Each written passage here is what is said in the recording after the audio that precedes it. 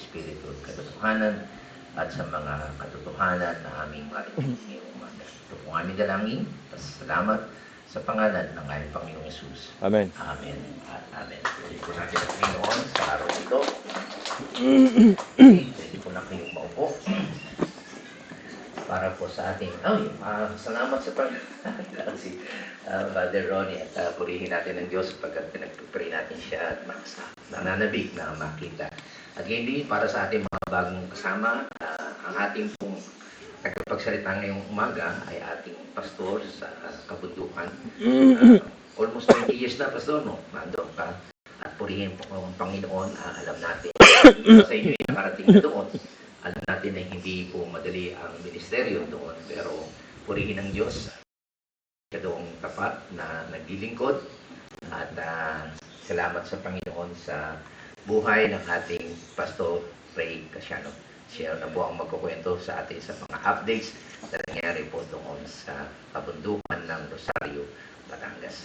Purihin po natin ang Panginoon sa buhay ng ating Pastor.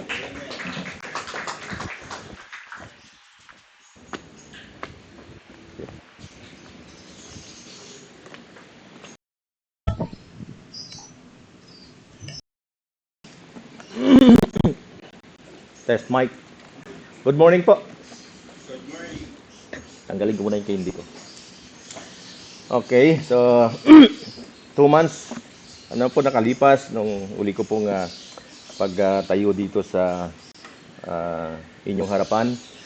At bago ang lahat ay nais po nating papurihan ng Diyos at pasalamatan dahil muli meron tayong lakas at buhay na siyang nagamit po natin ngayon para tayo ay makarating sa dako pong ito sa layunin na sambahin at bigyan siya ng kaluguran. Okay, so lagi nating pinapaalala po yan sa lahat, maging sa amin po sa kabundukan, sa amin pong pananambahan, dahil baka mamaya ay yung palang purpose ng pagpunta natin dito ay taliwas doon sa konteksto ng ng pananambahan. Dahil ang pananambahan, lagi natin pinaalala na kaya po tayo nandito sa layunin na mabigyan ng kapurihan ng Diyos. Okay? Mabigyan natin siya ng kasiyahan. So yung ating pong mga pangangailangan ay secondary na lamang yan. Bonus na lamang yan kung yan ay pagkakaloob ng Diyos sa atin. Pero ang number one na layunin po natin, hindi dahil sa may sakit ang anak natin o mayroon tayong pangangailangan sa bahay, kundi ang layunin natin ay para makapagbigay ng lugod sa Diyos. So kung yun ang purpose po natin, ay hindi tayo dapat aantukin. Okay? Hindi dapat nawawala yung focus natin sa mensahero ng Panginoon. Dahil kapag hindi tayo nakafocus doon, ibig sabihin, iba po yung ating pong prioridad kung bakit tayo naandito. Okay, so ngayon po ay nais kong magbigay ng ilang impormasyon sa ating pong mga ministry sa Batangas. Okay, ganun pa rin po, yung ating pong mga outreach doon ay meron pa rin tayong 4 na outreach doon, yung sa Sitio Tilaga, sa Sitio Matamis, okay, at sa Palakpak, meron kasi tayong 2 area sa Palakpak. Okay, at ngayon po ay nagpaplano si Pastor GL na magkaroon po ng gawain sa area ng Lubo. Okay, nagpaalam sa akin nung isang araw na sabi niya, Pastor, pwede ba akong mag-street preaching sa Lubo?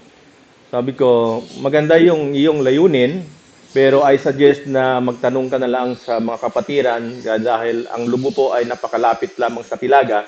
So maraming mga kamag-anak ang mga taga-Tilaga sa area ng Lubo.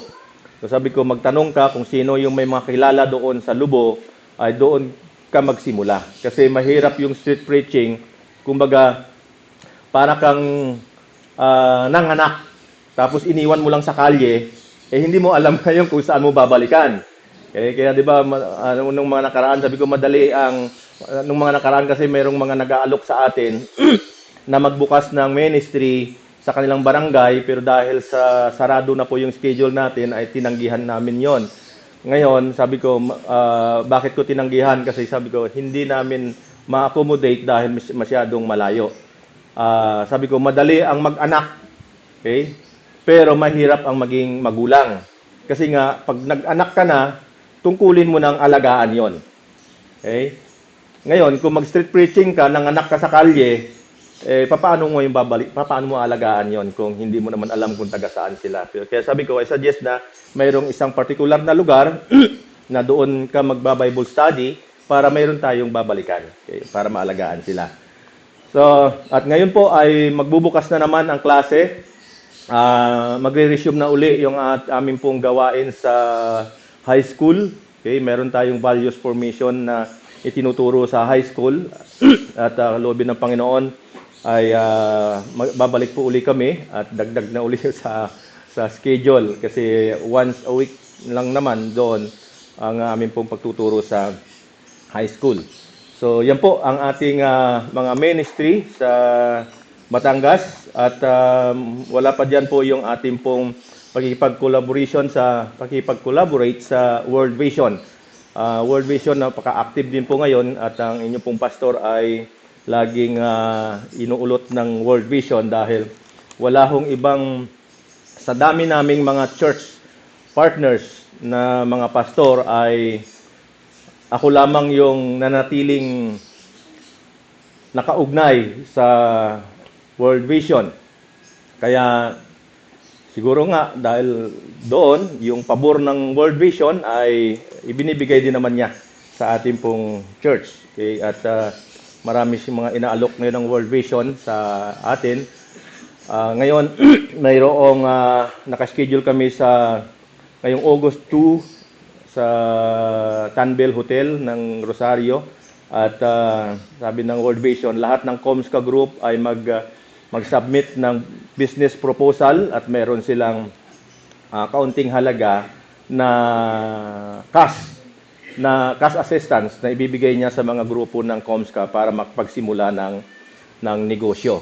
Okay, so sabi ko, ang ganda nun kasi nga para, halimbawa, yung mga negosyo ay gusto nilang magkaroon ng meat processing, okay, paggawa ng longganisa, ng tocino.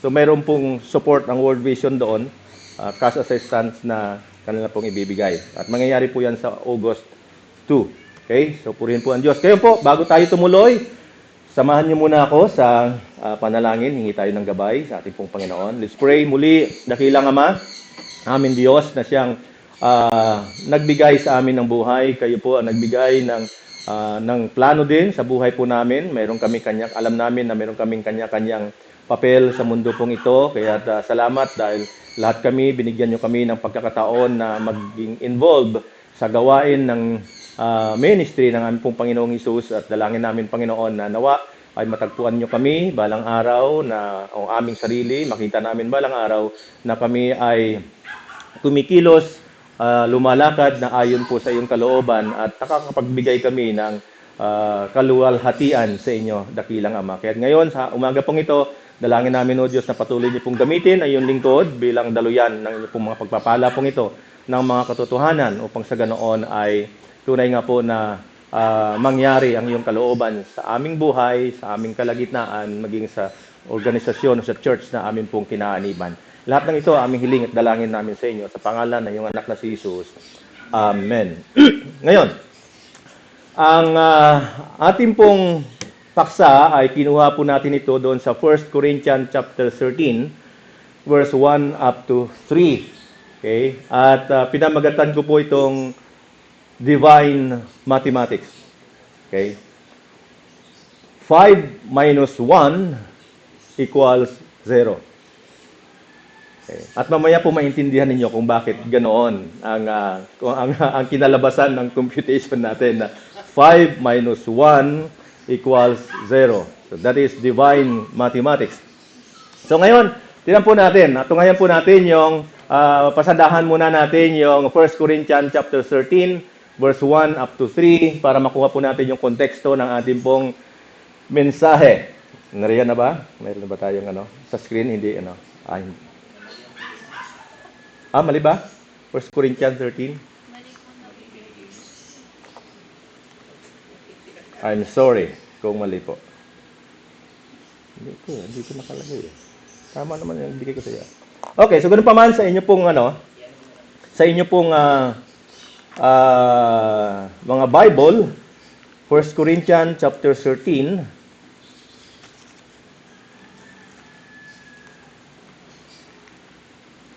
Verse 1 up to 3.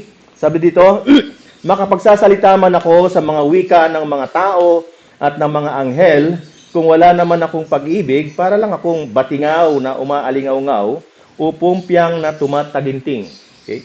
Kung ako man ay may kakayahang maghayag ng salita ng Diyos at umunawa sa lahat ng hiwaga, kung mayroon man ako ng lahat ng kaalaman at ng malaking pananampalataya, ano pat, naipapalipat ko ang mga bundok.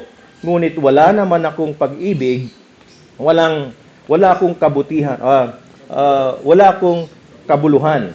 Ipamigay ko man ang lahat kong ari-arian at ialay ko man ang aking katawan upang sunugin, kung wala naman akong pag-ibig, walang kabutihang maidudulot ito sa akin.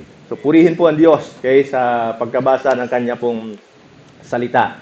Okay. Ito pong talata pong ito ay sinulat ni Pablo at sa church ng Corinth. Ang church po sa Corinth ay bunga ng second missionary journey ni Pablo. Okay? At dito ay nagstay si Pablo ng about 18 months or 1.5 years. At dito po ay tinayo ni Pablo yung church dito sa Corinth. Okay? At makikita po natin yan doon sa Acts chapter 18 verse 11. Okay? Na yan pong sinabi ko na nagstay si Pablo diyan. Hindi na po natin pupuntahan. At ang Corinth po at that time ay isang prosperous city. Okay? At nakita ito ni Pablo na ito ay strategic na city for the advance of the gospel. Sabi ni Pablo, magandang tayuan ito ng church. Okay? Siguro si Pablo hindi naman katulad ng ibang mga pastor ngayon na kung saan mga developed na city doon naglalagay ng church para malaki ang ang tithes. Pero para kay Pablo, ito ay strategic para i-push ang ebanghelyo dito po sa city na ito. Dahil siguro nakikita niya po dito na ang city, since na ito i-develop, ay maraming, alam naman natin, di ba? Kapag ang developed city ay nandyan, ang mga katiwalian, okay? Lahat ng mga vices at ay naririyan. So para itong little Roma na sa kanya pong panahon na ito, at nandito lahat yung mga commercial center. Okay? Kung baga sa mga pag-aaral po natin ay yung Corinto ay para itong divisoria eh. Nandiyan yung daungan, lahat ng kalakal diyan dumadaong, kaya develop po ito. At dahil developed city na po ito po ay nag-aalok ng lahat ng uri ng pleasure sa kanya pong mamamayan. At lalo doon sa mga travelers na dumarating doon. Okay, kaya nga sa Corinth din, di ba, mayroong pangaral si Pablo doon sa mga kababaihan na, oy, kayo ha, mga Christian kayo, mga kababaihan, huwag kayong magpaputol ng buhok. Huwag kayong susuot ng mga maiiksing damit. Dapat mahaba ang buhok ninyo. Kasi bakit? Baka mapagkamalang kayong mga puyayi. Okay? Dahil nung araw pa, yung bisyo po na yung pangangalakal ng laman, nung araw nangyayari na po yan. Yung pagbebenta ng laman sa barko, nangyayari na po sa Corinth yan nung araw. Kaya nga, in-advise ni Pablo na yung mga Christian na mga kababaihan ay huwag magpaputol ng buhok kasi nga yung mga babaeng nagbebenta ng aliw, yun po ay mga maiksi ang buhok, maiksi din ang suot. Nakakalungkot lang dahil inadapt yan ng mga ibang mga oneness ngayon na mga relihiyong oneness na hindi sila ang suot nila ay laging mahahaba at doon sa amin sa bundok ay meron mga ganon. Ang buhok ng kababaihan ay ang hahaba, hindi nagpapaputol. Kasi yun po ang kanilang kinuha, yung sinabi ni Pablo na huwag magpaputol ng buhok at mahaba dapat ang damit. Okay? So ito yung kalagayan ng Corinth at that time. Lahat ng pleasure ay inaalok ng Corinto sa kanya pong mamamayan at lalo doon sa kanyang mga biyahero, mga travelers po. So mahalaga sa kanilang kultura yung success through wealth. Okay? Para sa kanila, pagka mayaman ka, okay yan, pinagpala ka talaga ng Diyos. Okay? Meron silang personal status seeking. Okay? At nasa kanila ang very competitive sila. Okay? At meron silang individualism. At sabi nga ng ibang mga entrepreneur, ang Pinoy daw po ay mga individualism. Okay? Mahilig tayo magkanya-kanya. So, nagpapataasan, sabi nga ay nagpapataasan tayo ng ihi. So, sa kanila ay mahalaga yung knowledge and wisdom. At nakakalungkot, yung ganito pong value system ay lumaganap sa kanila pong kultura at umabot na rin maging doon sa loob ng church. Okay? Nagkaroon ito ng negatibong influensya sa church ng Corinth. Okay? Kaya sinabi ng meron pong isang commentator na nagsabi patungkol po dito, sabi niya, the problem was not that the church was in Corinth, but too much of Corinth was in the church. Ang problema, sabi niya, hindi yung church sa Corinth kundi ang problema ay yung mga kalabisan ng mga ginagawa ng mga taga-Corinto ay umabot sa loob ng church. Kaya nung sinulatan sila ni Pablo after niyang manirahan po dito ng 1.5 years or ng 18 months, ay kanya pong inaddress yung mga pangyayari pong ito na sa kanya pong tingin ay seryosong problema within the church at sa mga organisasyon po na kanya pong nasasakupan.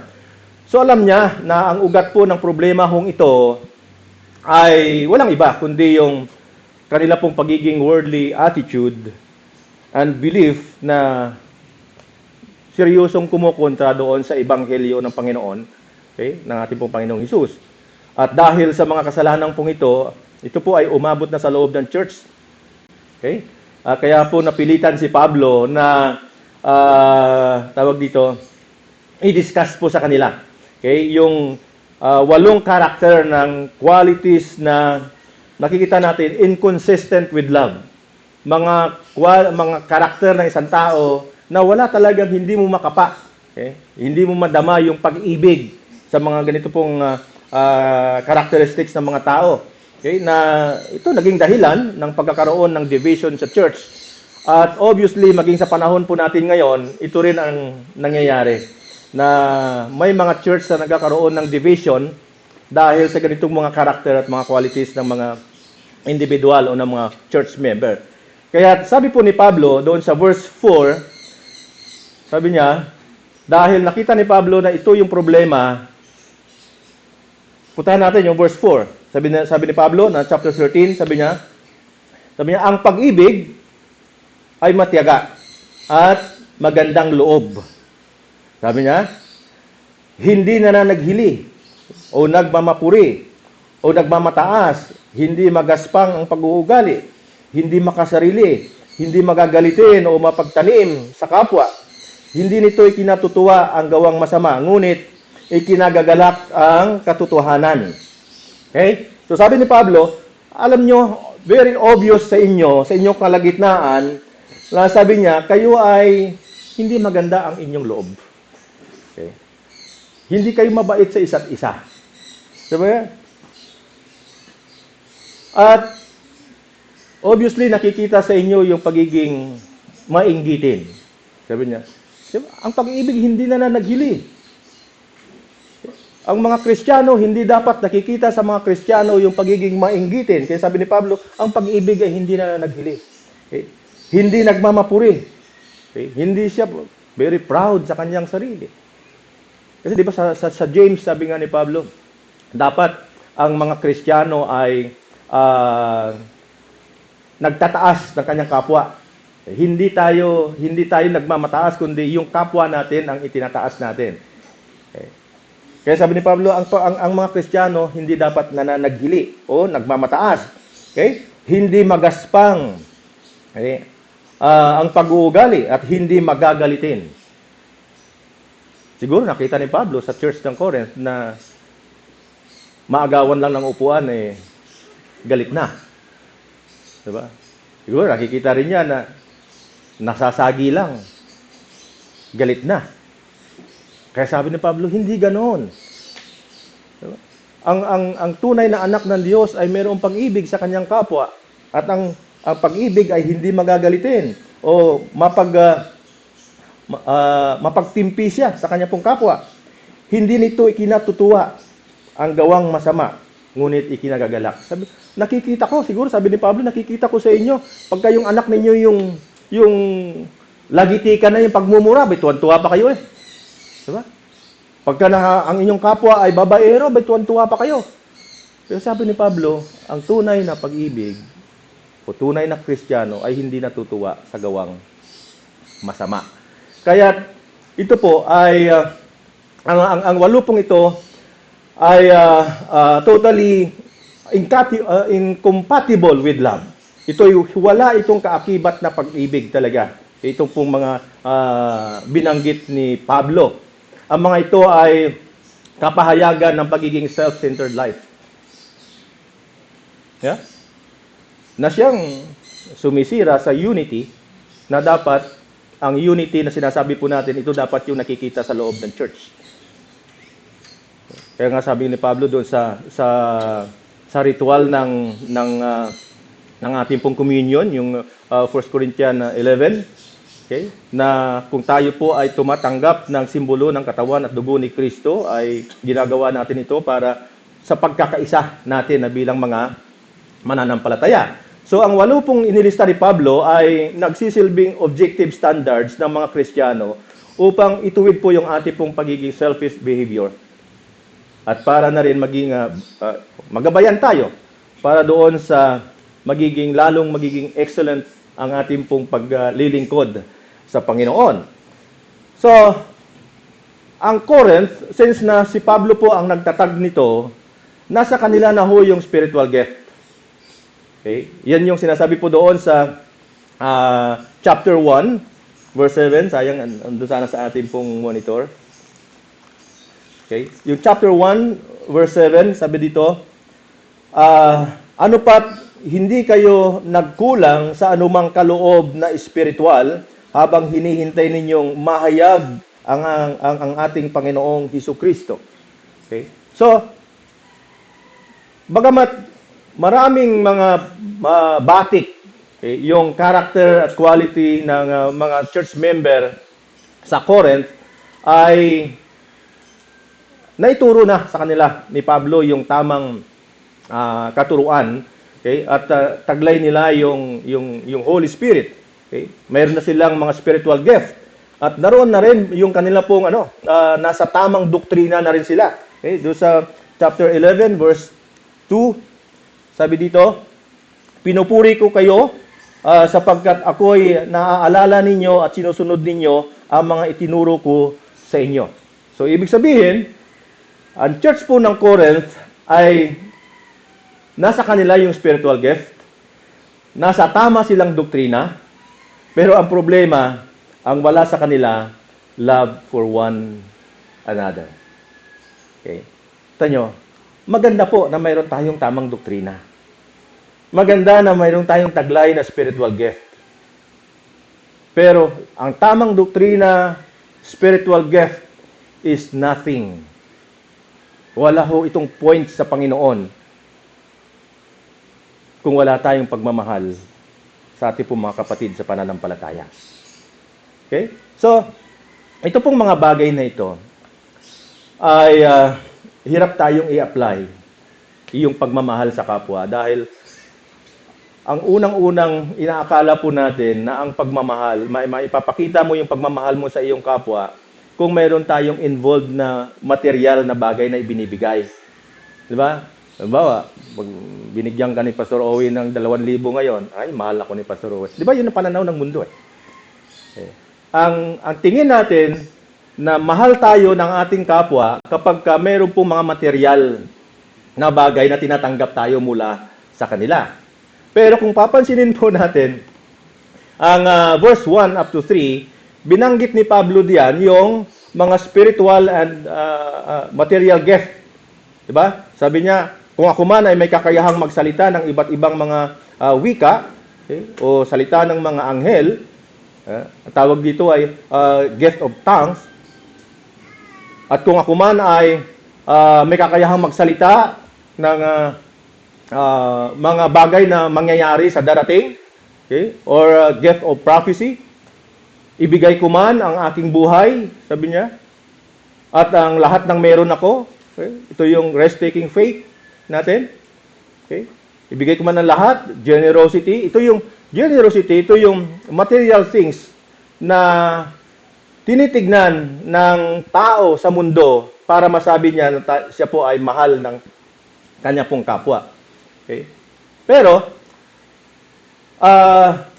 sa Diyos, ang lahat pong ito ay walang kabuluhan. Diba? Kahit na tayo ay ubusin natin yung ating pong buhay, yung lahat ng meron tayo, ibigay mo yan sa iyong kapwa, kung hindi yan bukal o udyok ng pag-ibig, sa Diyos po walang points yun. Okay. Hindi tinitignan ng Diyos na gawang kabutihan ang pagtulong natin sa iba na hindi tulak, okay, o bunga ng pag-ibig. Kasi, alam po ninyo, it is universally agreed that Paul is the greatest pioneer missionary. Di ba? Maging sa panahon po natin ngayon. Sa panahon ni Pablo at maging sa panahon po natin ngayon, wala pa akong alam o kilalang mga taong spiritual na pumantay sa ginawa ni Pablo. Okay. Kaya sabi ko dito, it is universally agreed that Paul is the greatest pioneer missionary sa kanya pong panahon at maging sa panahon po natin ngayon. Bakit? Nakikita po natin si Pablo multi-gifted. Okay? Sacrificial po siya. Diba? Ilang beses niyang inialay ang kanyang buhay, nanganib ang kanyang buhay, hindi siya umurong. Dedicated. Pero alam niya na lahat ng ito, lahat ng kanya hong ginawa, okay, ay walang kabuluhan kung hindi yung tulak ng pagmamahal niya sa Panginoon at sa kanya pong kapwa. Okay? So there is no use trying to do church work without love. Ang mga doktor, pwede nilang makagawa ng maayos. Ang mga abogado may do good works without love. But God's work cannot be done without love. Yung mga ginagawa po natin ng mga ministry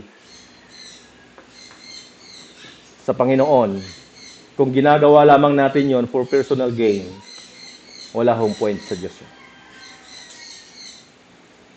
Hindi na kailangan lahat po ng ating ginagawa, ito'y tulak o bukal ng ating pong pagmamahal.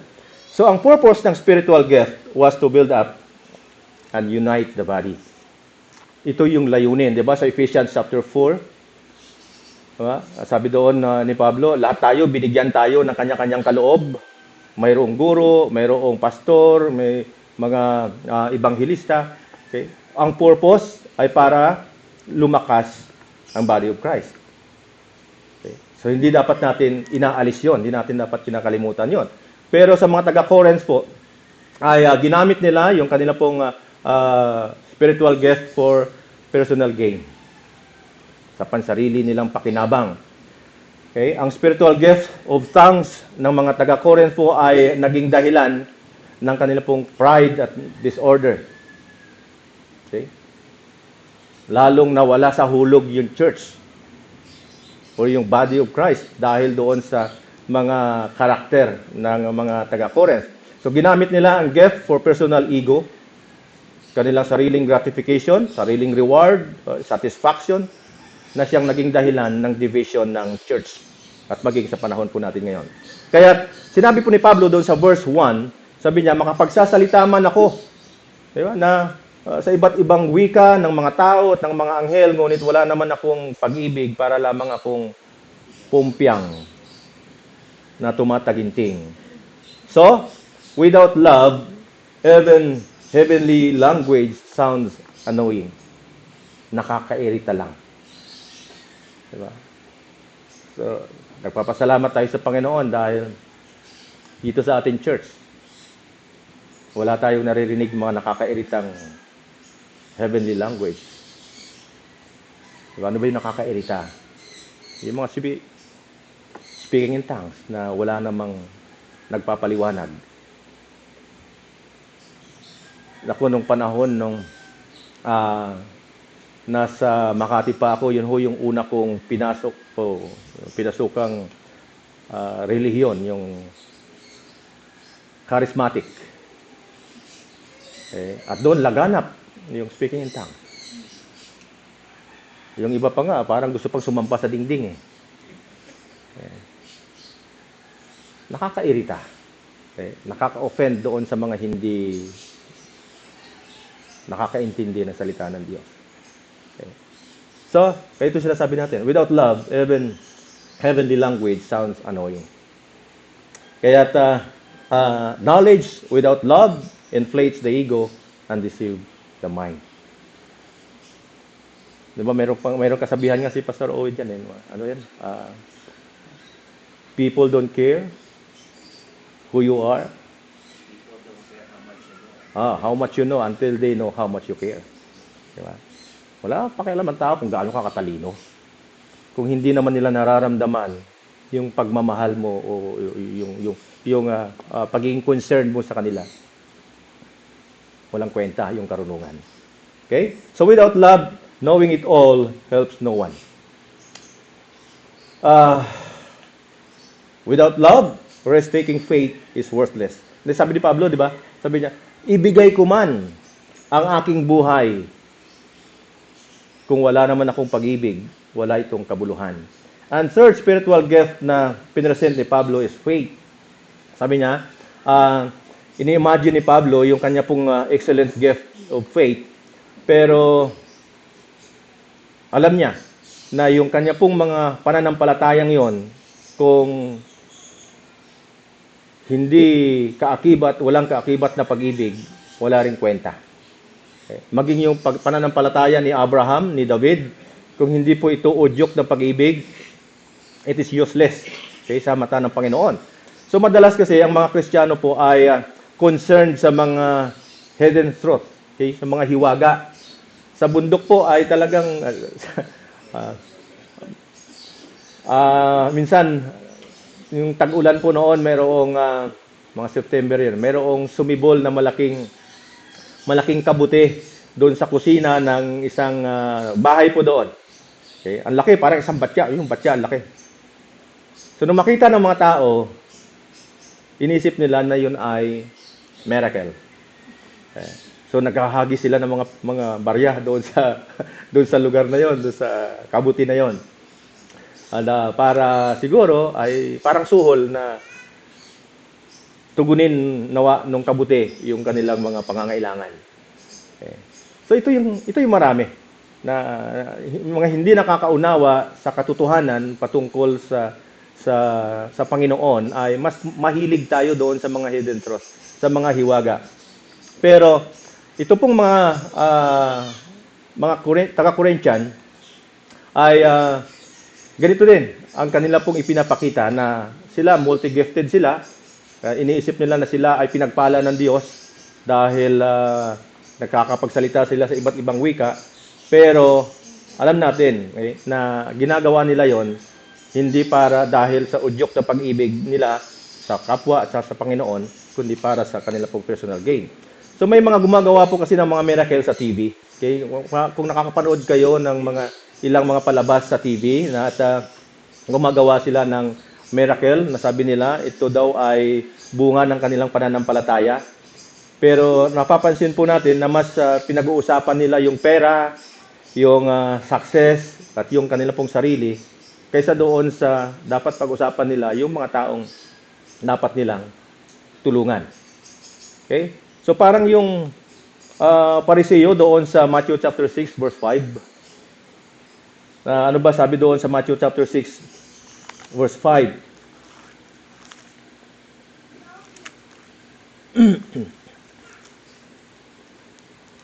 Sabi niya, at kapag nananalangin kayo, huwag kayong tumulad sa mga mapagpaimbabaw at mahilig silang manalangin ng patayo sa mga sinaguga at sa mga panulukang daan upang makita ng mga tao. Okay? Sinasabi ko sa inyo, tinanggap na nila ang kanilang gantimpala. So parang ganito, ito po yung nangyayari doon sa church ng Corinth, na very proud sila sa kanila pong mga talent, ginagawa nila yon, nagpe-perform sila sa maraming tao, hindi dahil sa mahal nila yung kapwa mananampalataya, kundi gusto nilang ma-uplift, gusto nilang hangaan sila ng tao. So, performing gift without love is useless. Okay? Kaya sabi pa rin ni Pablo, ipamigay ko man ang lahat ng meron ako. Okay? So, kahit na ibigay mo yung lahat ng meron ka without love, ang lahat ng ito ay useless. Bagamat ito po yung batayan ng tao sa mundo para masabi nating mahal tayo ng ating pong kapwa. Okay? So, self-sacrifice can be done for self-interest. Gaya po ng nabanggit dito sa Matthew chapter 6. Okay? At kung maalala po natin yung mga itinuro sa atin ng ating pong mga pastor, Pastor Owen, yung Acts chapter 5 verse 1 up to 11, yung buhay ni Sapphira at ni Ananias. 'Di ba? Sila po ay ipinagbili nila yung kanila pong ari-arian at nag-pledge sila sa church. Sabi niya, ibibigay namin ang lahat ng pinagbilhan. Pero ang totoo, porsyento lamang ng pinagbilhan ang kanila pong ibinigay. Okay? At doon ay dinaya nila yung Holy Spirit. Kaya dito po, makita po natin na nagbigay sila without love. Okay? Hindi totoong concern sila doon sa mga mahihirap, kundi concern sila para sa kanila pong sarili. Ang gusto lamang po nila ay tingalain sila ng ibang mga membro, okay, ng mga taong kakilala po nila. Yung kanila pong ibinigay o tulong nila sa church ay hindi nakabuti para sa kanila. Ang totoo, ikinamatay pa nga nila eh. Diba? Tumulong sila sa church, pero yung tulong nila, yun ang naging sanhi para bawian sila ng buhay. Anong dahilan? Dahil ginawa nila yon without love. Nang walang pag-ibig. Okay? So, ang katulad po nila ay trumpet blowing Pharisees. Okay? Ito yung binabanggit dito sa Matthew chapter 6 verse 1 up to 5. Na para silang mga trompeta lang. Ito yung binanggit ni Pablo, di ba? Kung gawin ko man ang lahat ng ito, bigay ko buhay ko, lahat ng meron ako, nang wala namang pag-ibig, para lamang akong trompa. Okay? Okay? Na maingay lamang. Okay? Basahin natin ng buo yung chapter 6 verse 1 up to 5. Sabi niya, pag-ingatan ninyo na huwag maging pakitang-tao lamang ang paggawa ninyong mabuti. Kapag ganyan ang ginagawa ninyo, wala kayong matatamong gantimpala buhat sa inyong amang nasa langit. Kaya nga, kapag naglilimos ka, huwag mo nang ipagmaingay pa ito. Ipagmakaingay ito. Katulad ng ginagawa ng mga mapagpaimbabaw doon sa sinaguga at sa mga lansangan. Ginagawa nila ito upang purihin sila ng mga tao. Sinasabi ko sa inyo, tinanggap na nila ang kanilang gantimpala. Ngunit, kung naglilimos ka, huwag mo nang ipaalam ito sa kahit sa iyong pinakamatalik na kaibigan upang malihim ang iyong paglilimos at gagantihan ka ng iyong amang nakakita ng kabutihang ginagawa mo ng lihim. Okay? So, maliwanag na ito po'y paalala ni Pablo doon sa lahat ng mga Kristiyano na ang ating pong ginagawang pagtulong or paglilingkod sa Diyos at sa ating pong kapwa, kung ito ay ginagawa natin para sa layunin na tayo ay palakpakan ng tao. At madalas naman talaga pinapalakpakan tayo kapag yung, di ba, nagbibigay ka ng cheque dito na kasing laki ng banig, di ba? Nagdo-donate ka sa church, palakpakan talaga ang tao. Pero ano sabi dito ni Pablo? Sabi niya, kapag ganyan ang ginagawa ninyo, wala na kayong aasahang gantimpala sa langit. Kasi yung reward ninyo, tinanggap na ninyo dito sa lupa. Bakit? Pinalakpakan na kayo rito eh. Kaya kung gusto na, kaya nga ang panawagan sa atin ng Panginoon, sabi niya, ang pag-ipunan ninyo, okay, mag-ipon kayo ng kayamanan sa langit at huwag yung kayamanan sa lupa. So, paano tayo makapag-ipon ng kayamanan sa langit? Yung paggagawa natin, yung paglilingkod natin sa Panginoon at sa ating kapwa, ng bukal sa ating kalooban, yung udyok ng pag-ibig natin. At hindi natin ito ginagawa para magkaroon tayo ng sariling pakinabang. Kaya hindi nakapagtaka kung bakit meron pong binanggit ang Panginoong Hesus na mas magaling ang nagbibigay kaysa tumatanggap. Okay? Lalo na kung nagbibigay tayo nang hindi tayo naghahangad ng balik. Ang nakakalungkot, may mga kamag-anak tayong tumutulong sa atin, pero pagdating ng araw, ipamumukha nila sa atin. Okay. So, which is yung mga ganun pong attitude ay walang reward na aasahan sa harapan ng Panginoon. Okay? So, sabi ni Pablo, ipamigay ko man ang lahat. Kung wala yung pag-ibig, walang kabuluhan. So, without love, the ultimate sacrifice of one's life is pointless. Kahit buhay daw, kahit binigay mo yung buhay mo, kung yan ay ginawa mo para sa sarili mong pakinabang, walang point sa mata ng Panginoon. Okay? So dito kasi sa verse 3, sabi ni na-envision ni Pablo yung sarili bilang isang ultimate hero of the faith. Sabi niya, kahit na ako, sabi niya, ipamigay ko man ang aking buhay. Walang kabuluhan sa mata ng Diyos. So alam natin na sa in an act of supreme sacrifice, ay isinuko ni Pablo yung kanya pong sarili to the point na sa painful flames of martyrdom for Christ. But si Pablo namatay, sinilaban ng buhay, pero sabi niya pa, maging yun, kung hindi yun, kung ang pag-alay ko ng aking buhay ay para lamang sa sarili ko, walang kwenta. Okay? And such sacrifice ay talagang nakapagbigay po ng sa mga mananampalataya ng inspirasyon para lalo pang maging faithful, maging dedicated po tayo sa ating pong paglilingkod, nagkaroon tayo ng courage.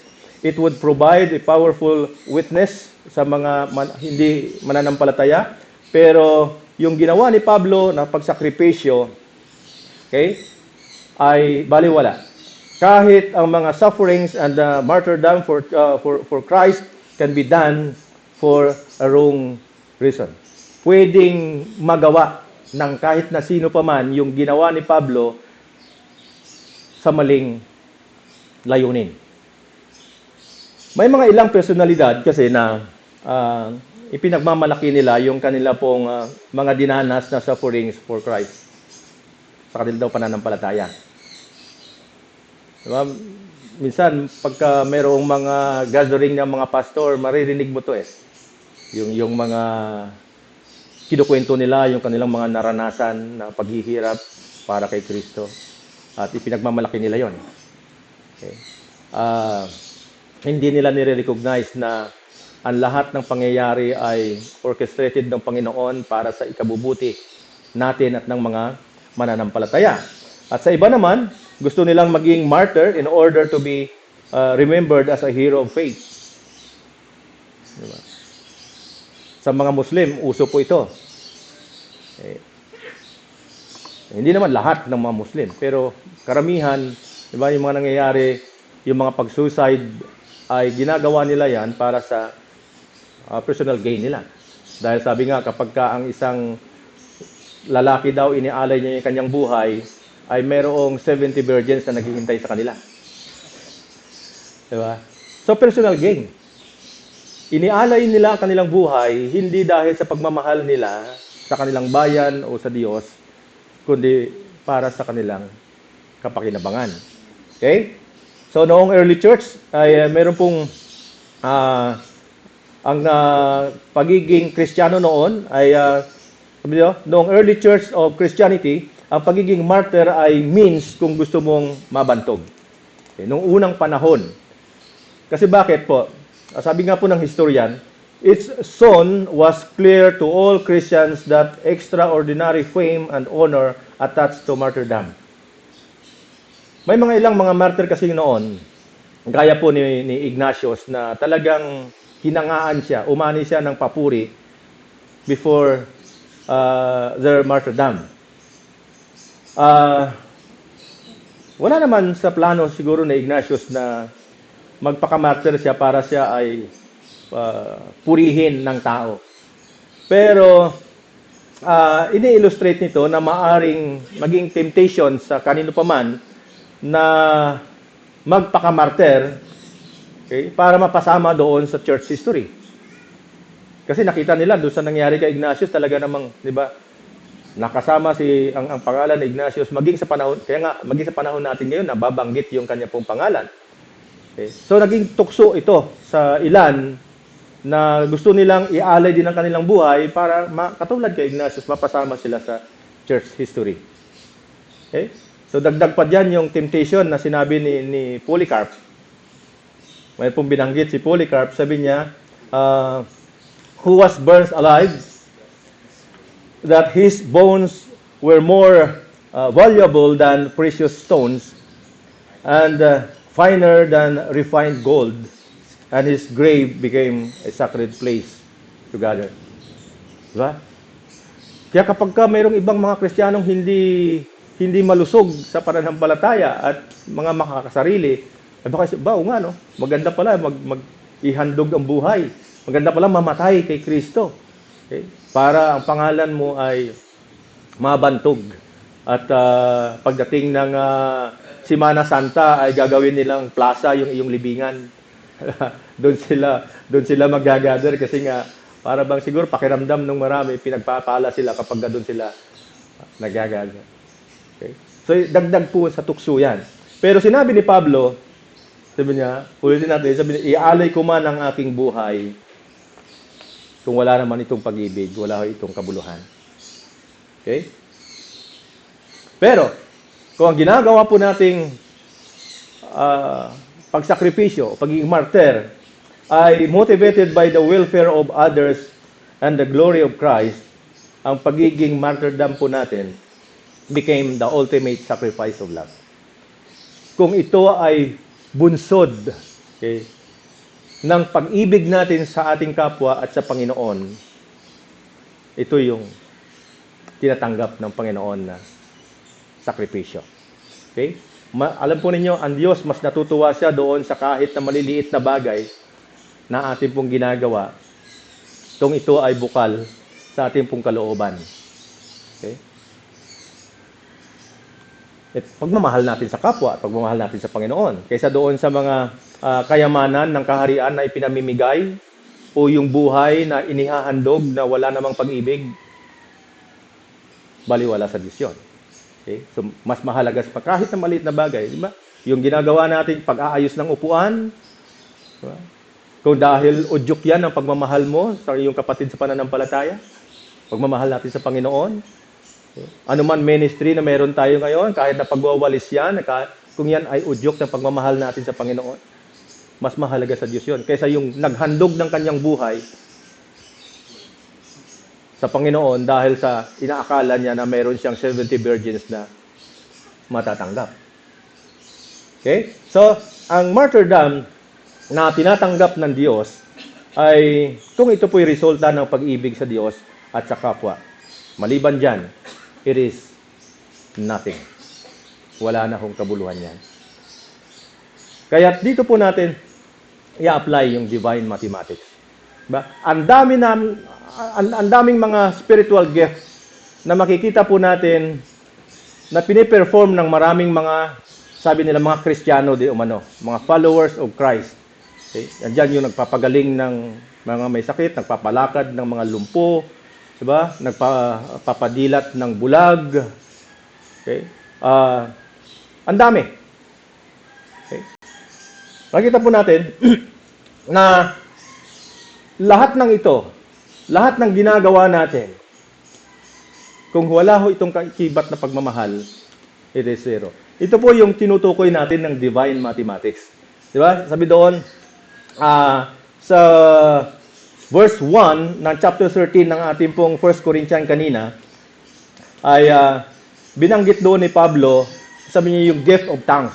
Sabi niya, kapag sasalita man ako ng wika ng mga tao at ng mga anghel, okay, kung wala naman akong kabuluhan, okay, nandoon yung gift of prophecy, okay, nandoon yung gift of taking faith, okay, yung pagiging generosity niya.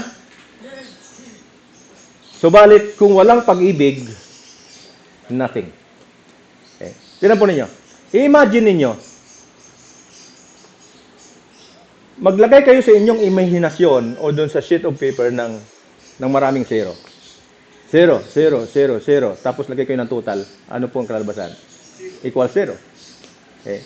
Ngayon, ang 0 na binabanggit ko, ito yung mga spiritual gift na ginagawa natin. Okay. Lahat ng ating paglilingkod sa Panginoon, it is equivalent 0. Maliban sa lahat ng mga 0 na yon, kung maglalagay ka muna sa harapan noon ng positive number. Ano yung positive number? Ito yung love. Okay. Yung pag-ibig. Halimbawa, ang anong positive number? 1 up to 9. So, sa lahat ng 1,000 0, or 3 0 na lang. Pag hindi mo na nilagyan ng positive number in front, walang value po yon. Pero subukan mong maglagay ng positive number in front of 0, magkakaroon niya ng value. Yung 3 0 magiging 1. Pag nilagyan mo ng 1, magiging 1,000. Radyo? So, ganun din po. Yung gift of tongues, gift of prophecy, risk-taking faith, generosity, without love. Kaya sabi ko dito, 5. Okay, ito lahat, 5 ito. Oh, gift of tongues, 1. Gift of prophecy, 2. Risk-taking faith, 3. Generosity, 4. And 5 is gift of love. So, 5 minus 1, pag inalis mo yung love doon sa 5 yon, equals 0. Kaya po yung ating theme kanina, divine mathematics. 5 minus 1 equals 0. Lahat ng ating mga ginagawa, mga kapatid, kung yan ay hindi udyok ng pag-ibig natin, walang points sa Panginoon. No wonder na binanggit po ni Jesus yung Matthew 7:21. Diba? So, sabi sa Matthew 7:21, nandiyan ba? Yan po natin. Up to 23, sabi niya, hindi lahat ng tumatawag sa akin, Panginoon, Panginoon, ay papasok sa kaharian ng langit, kundi yaon lamang sumusunod sa kalooban ng aking amang nasa langit. Pagdating ng huling araw, marami ang magsasabi sa akin, Panginoon, nangaral po kami at nagpalayas ng mga demonyo at gumawa ng mga kababalaghan sa inyong pangalan. 23. At sasabihin ko sa kanila, kailan may hindi ko kayo nakikilala. Lumayo kayo sa akin, mga mapaggawa ng masama. Mga kapatid, ito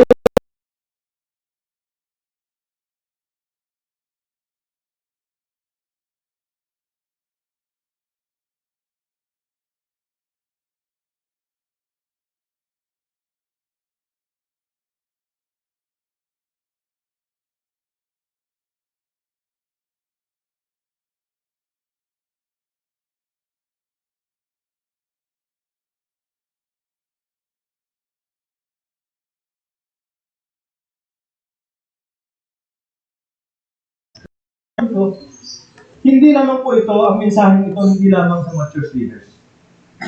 Maging sa mga ordinary o sa mga normal na mga church comers, yung mga dumadalo sa church. Pumupunta ba tayo sa church for what? Nakalungkot, di ba, yung dati po nating kultura, tayo ay nasa luma pa nating religion. So, isimba tayo dahil gusto natin.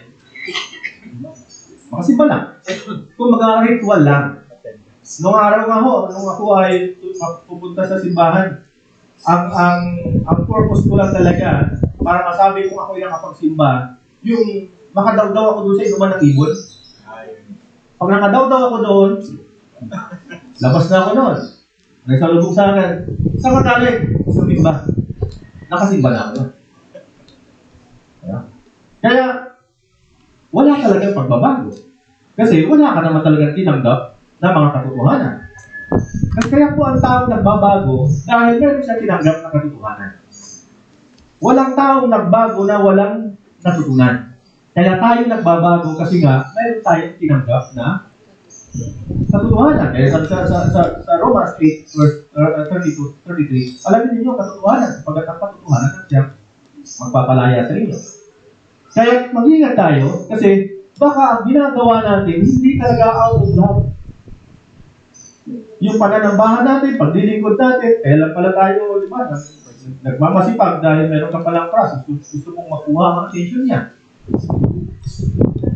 Kailan pala tayo sumisimba kasi nga may sakit yung anak mo. May pangangailangan ka sa bahay, may bayarin ka. Sabi po sa bundok, meron kami sa amin kong ka, ay yung 3 times consecutive Sunday na hindi ka sumimba, ay meron kang fine sa Komska. May multa ka pagka yung 3 sunod na linggo na hindi ka sumimba. Kaya narinig ako, may narinig ako sa mga kapatiran, abay, kailangan makapagsimba na, makamamultahan. Ginawa ko. Ginawa. Kaya ka sumisimba dahil ayaw mo lang mamultahan. Kaya, tingnan mo natin, ano ang motibo natin? Bakit tayo nalilingkod sa Panginoon? Mahalaga na i-develop natin yung pagmamahal natin sa Diyos. Sabi ko ba? Alam ko yan ang ating pinag-aralan ko. Talagang tumigil ako. Thank you, Lord. Alam ko ito rin ako rin ko. Aminado po tayong lahat. Lahat tayo ay may mga pagkukulang pagdating sa pagmamahal natin sa kapatid sa pananampalataya at pagmamahal natin sa ating buhay.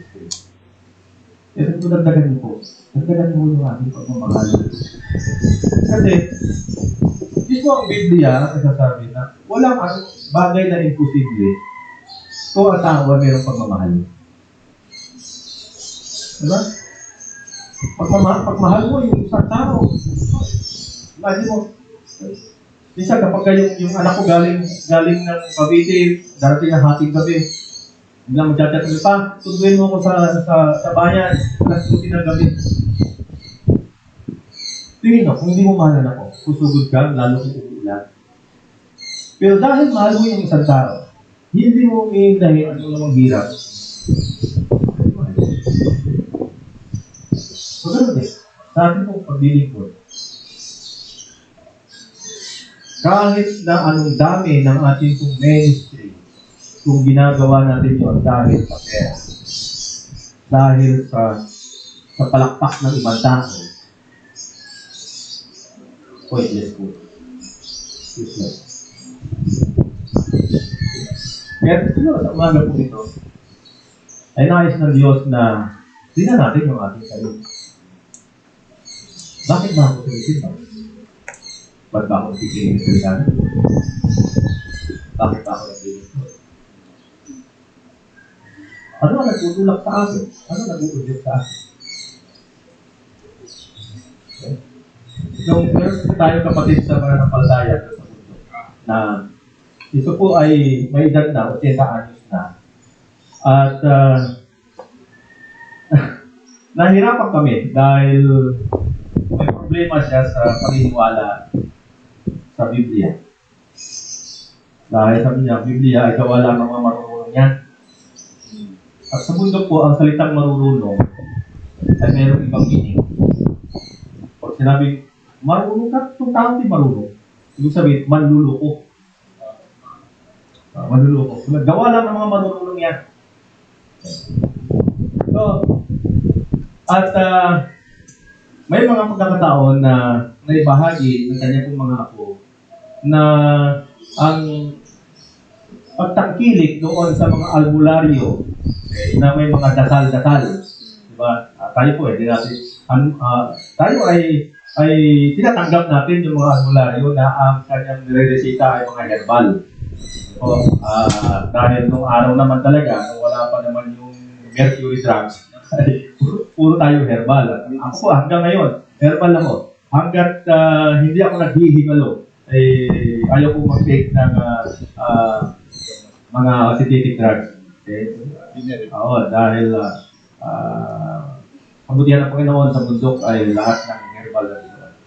Okay. So, yung kanyang ama ay manggagamot nung kanyang panahon. Okay. So, nag-share na kanyang mga puna ang mga lumalapit sa mga albularyo na mayroong ina-apply ng mga dasal at ay hindi sa Panginoon. Kaya nag-react itong matanda na ito, sabi niya, ibig sabihin, yung lulo ay hindi pumasok Sa langit? Nagalit siya kasi nga, yung tatay daw niya, ay, ayon doon sa sinabi ng apo, napunta sa impyerno. Kasi sabi, hindi, ako hindi makakapayag kasi ang daming natulungan ng inyong lulo ng kanyang panahon na siya nagkakaroon. Ang bantog niya ng araw na talaga nagpapagaling. Pero, ito yung napag-usapan namin ng Uwibis sa ating prayer meeting. Kaya na-quote ko, sabi ko, Brad, pwede mo i-quote yung Matthew 7. Nice mo, nagpapagaling din ang mga sakit. Okay? Nangangaral pa nga ng salita ng Diyos. Pero ginagawa niya yun, walang pag-ibig. Kaya sabi ni Jesus na niya, hindi ko ito nakikilala. So kahit na ang mga ginagawa po natin ngayon ng mga kabutihan ay naging bantog tayo sa mundo kong ito dahil sa paggawa natin ng mabuti o pagtulong natin sa ating kapwa, kung yun ay ginagawa natin for personal gain, hindi po yun ang magdadala sa iyo sa langit. Ano magdadala sa atin sa langit? Ang mga katotohanan na napahayag ni Jesus Christ na walang makakarating sa Ama maliban sa dumaan sa John 26. Lamang ang daan, ang katotohanan at ang buhay at walang mga kaparunong sa Ama sa pamamagitan. Ay, hindi tayo naligtas dahil sa ating magawa. Ang kailangan na natin, recognize natin yung ating po likas na pagkatao. Na tayo ay makasalanan. Na wala tayong pwedeng gawin sa ikaliligtas natin. Kahit na, sabi pa, bigay ko man yung buhay ko. Kung yun ay para lamang sa aking sarili, hindi ako ay liligtas. Lahat ng meron ako, kahit na ito ibigay ko. Kung ito yung layunin ito para sa aking ikabubuti lamang, wala itong point. So, meaning ang salvation, hindi ito sa gawa ng tao, kundi ito yung kapag at biyaya. So, kailangan mo lang, i-recognize mo, ay isa kang makasalanan, Romans 3:23, pagkat na lahat ay nagkasala, wala silang makarapat-dapat sa paningin ng Diyos, at wala tayong pwedeng gawin sa kaniligtas natin. So kapag kayo na aware ka doon na papunta ako ng impyerno, yung likas ko ng pagkatao sa aking makasalanan. So ang makasalanan ay papunta sa impyerno. Ngayon, ang problema, paano maliligtas? Ano ang gagawin ko? Wala kang pwedeng gawin. Ang kailangan mo lang, i-recognize mo yung sarili mo na isa kang makasalanan, nangangailangan ka ng tagapagligtas, at ang pwede lang magligtas sa iyo ay Jesus Christ. Doon papasok yung habag ng Diyos. Kapag tayo ay tumulong sa Kanya, lumuhod tayo sa Kanya, humingi tayo ng tulong sa Kanya. Doon papasok. At hindi natin ginagawa yan sa altar mo. Kasi, ang salvation, kaya kailangan natin tagapin sa pag-ibig. Ang salvation, ang pundasyon ng salvation ay pag-ibig. Kung hindi tayo mahal ng Diyos, hindi niya ibibigay ang kanyang kaisa-isang anak. Kaya mahalaga po ang pag-ibig. Dahil once na tayo naligtas, tumanggap tayo ng salvation, meaning tinanggap natin ang pag-ibig ng Diyos. At kung tinanggap natin ang pag-ibig ng Diyos, yung pag-ibig na yun, hindi yun dapat nakatago. Yun ay dapat nag-uumapaw sa buhay mo. Okay? Umahawa yan sa iba. Nare-relay natin sa iba. Kaya kapag sinabi mo, save ka, at hindi po visible, hindi nakikita sa iyo yung pag-ibig ng Panginoon, questionable ang ating kaligtasan. Kasi ang taong faith, tumanggap ng Holy Spirit. At ang bunga ng Holy Spirit, hindi po matatago. Hindi siya sa Galatia 5:23. So, purihin na Diyos. Dahil ang kanya pong pag-ibig ay tumaloy sa atin at ang inaasahan ngayon ng Panginoon, yung pag-ibig na yan, ay naihahawa natin sa iba. So without love, ang ating pong mga extraordinary gifts, isang tutulong po tayo, an achievement ay fruitless to church and before God. Kahit gaano karami yung ating pong gift. So hindi yan po sa pag-ibig. Sa magalang wala. support. Sa pananaw ni Pablo, walang antas ng mga spiritualidad ang mananatili maliban kung ito po'y bumukal mula sa Panginoon. Sa ating pong pag-uwi mamaya, sa ating pag-iisa, magkaroon tayo ng pagninilay. Pagrimahin natin yung mga salita ng Diyos na ating pong napakinggan. I-gauge natin yung ating sarili. Nasaan ako? Anong antas ng pag-ibig ng Diyos na meron ako? Ano ang mga ebidensya na nagawa ko na pwede kong sabihin meron akong pag-ibig sa Panginoon at sa aking kapwa? At ang Diyos po hindi magkukulang. Kung mayroon tayong mga pagkukulang, ihahayag ng Diyos yan sa ating pagkakaroon. Sabi nga sa Santiago, ang sino mang walang karunungan ay humingi sa Diyos. At ang Diyos ay hindi nagdadamot, hindi siya nagkukulang para ibigay sa ating karunungan. Nais natin. Okay? Sa Diyos po, mapapuri at salamat. Let's pray. Muli, dakilang Ama, kami nagpapasalamat sa inyo sa paglingap niyo sa amin. Yung mensaheng ito ay may ebidensya ng inyong pagmamahal sa amin. Ayaw ninyong mawalan ng kabuluhan ang mga bagay na ginagawa natin dito sa mundo. Okay? Para sa aming mga kapatid sa pananampalataya sa church na ginagawa natin. Ayaw ninyong mawalan ito ng points. Kaya pinaalala niyo sa amin na sikapin namin na magkaroon ng blend ng pag-ibig sa lahat ng aming ginagawa. At kung kami man ay nagkulang dito, dalangin namin Panginoon na i-bless na kami. Bahaginan niyo kami ng pagmamahal niyo. At tulungan niyo kami na ito ay lalo pa mapagyaman namin at bumukal ito mula sa aming puso. At ito ay amin din. May bahagi sa aming mga kapatid sa pananampalataya at lalo higit sa paglilingkod namin sa iyo. Kaya salamat po sa mga individual na patuloy ninyong ginagamit upang ang church na ito ay siyang magpatuloy sa pag-exist at pag-support sa mga gawain, lalo na sa mga ministry, sa mission. Salamat sa inyo, Panginoon. Alam namin, o Diyos namin, kung mga kamay ay hindi aiksi para abutin ang pangangailangan ng bawat membro nito at lalo na sa mga kailangan ng mga lingkod. Salamat sa pong mga pioneer na church na ito, okay? Sa aming pong mga pastors at mga kapatid na sa ibang bansa na patuloy na nagpapahayag ng kanilang pagmamahal sa inyo at inyong pong ministry. Salamat po sa kanila at pagpalain po, patuloy po pagpalain ng kapatid nito ang church na ito. At namin Panginoon na hindi ligid sa inyo ang pangangailangan ng iglesia po ito. Kaya kami ay nagkakaisa na nawa ay bigyan nyo ng wisdom ang mga church leaders sa mga community para makagawa kami ng mga plano kung paano po namin lalo pang mapagyaman ng iglesia at pinagkatiwala rin sa atin. Lahat ng ito ang hiling at dalangin sa pangalan ng kapatid.